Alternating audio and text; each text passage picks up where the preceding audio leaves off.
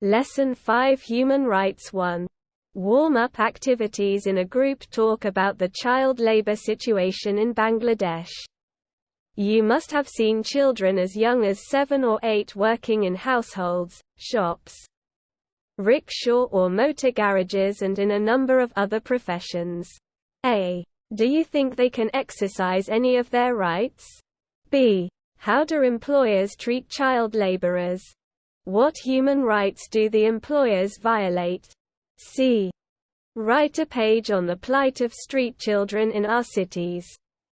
2. Now read this poem and see what happens to a young boy who was doing a man's work. The boy was working alone sawing wood in a yard in rural New England. There were no adequate protections for him. And the inevitable happened towards sunset one day when his sister announced the time for supper.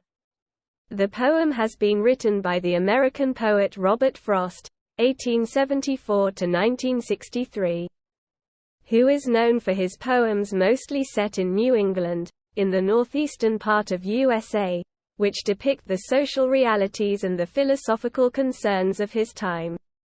Out, out, by Robert Frost. The buzzsaw snarled and rattled in the yard and made dust and dropped stove-length sticks of wood, sweet-scented stuff when the breeze drew across it. And from there those that lifted eyes could count 5 mountain ranges one behind the other under the sunset far into Vermont. And the saw snarled and rattled, as it ran light, or had to bear a load. And nothing happened. Day was all but done. Call it a day, I wish they might have said. পাঠ 5 মানবাধিকার 1 উষ্ণ up কার্যক্রম বাংলাদেশের শিশুশ্রম পরিস্থিতি নিয়ে একটি দলে কথা বলেছেন আপনি নিশ্চয়ই 7 বা 8 বছরের কম বয়সী বাচ্চাদের বাড়িতে, দোকানে, রিকশা বা মোটর গ্যারেজে এবং অন্যান্য বেশ কয়েকটি পেশায় কাজ করতে দেখেছেন। আপনি কি মনে করেন তারা তাদের কোন অধিকার প্রয়োগ করতে পারে? খ. নিয়োগকর্তারা শিশু শ্রমিকদের সাথে কিভাবে আচরণ করেন?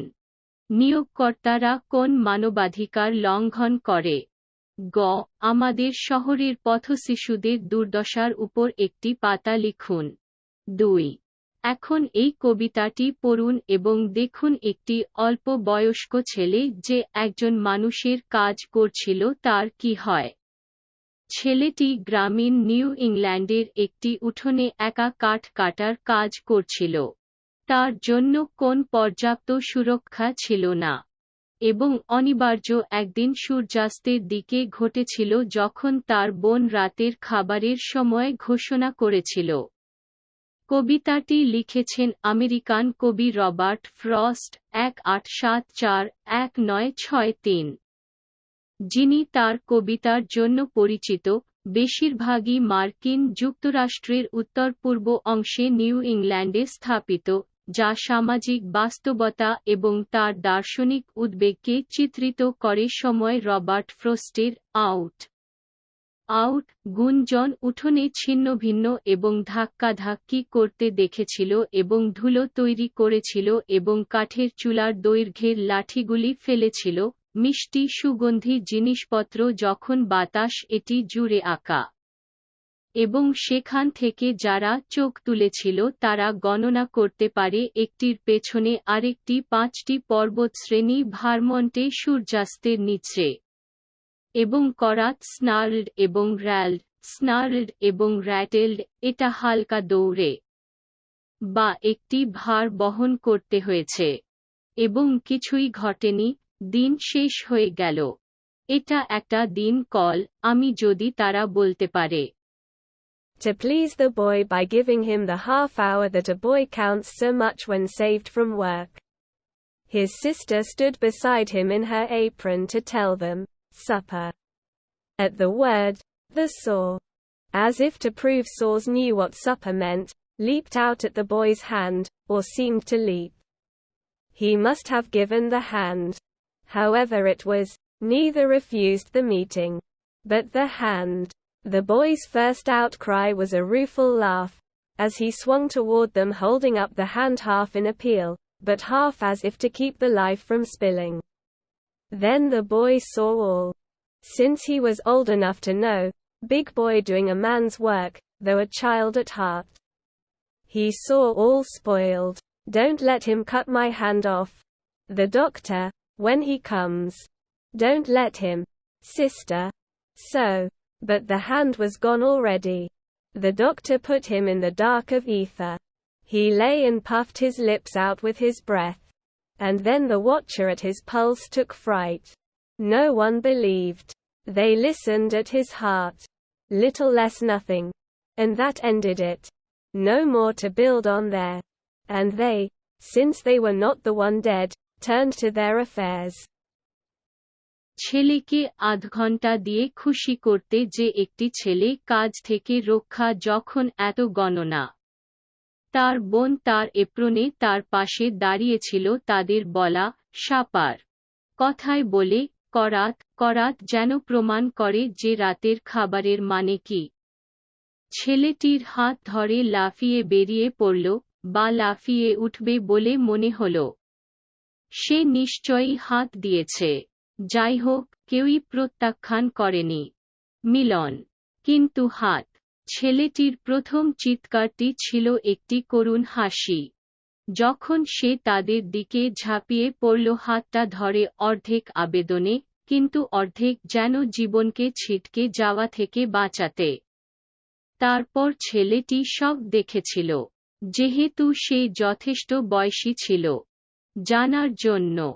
বড় ছেলে একজন মানুষের কাজ করে, যদিও মনের একজন শিশু। সে দেখেছিল সব নষ্ট হয়ে গেছে। সে যেন আমার হাত কেটে না দেয়। ডাক্তার, সে এলে। ওকে দিও না, দিদি। তাই। কিন্তু হাত আগেই চলে গেছে। ডাক্তার তাকে ইথারের অন্ধকারে রাখলেন। সে শুয়ে শুয়ে নিঃশ্বাসের সাথে তার ঠোঁট ফুলিয়ে দিল। এবং তারপর তার নাড়িতে প্রহরী ভয় পেয়ে গেল। কেউ বিশ্বাস করেনি।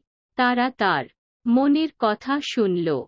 সামান্য কম কিছুই না। এবং যে এটি শেষ, সেখানে নির্মাণের আর নেই। এবং তারা, যেহেতু তারা মৃত ছিল না, তাই তাদের বিষয়ে ফিরে গেল।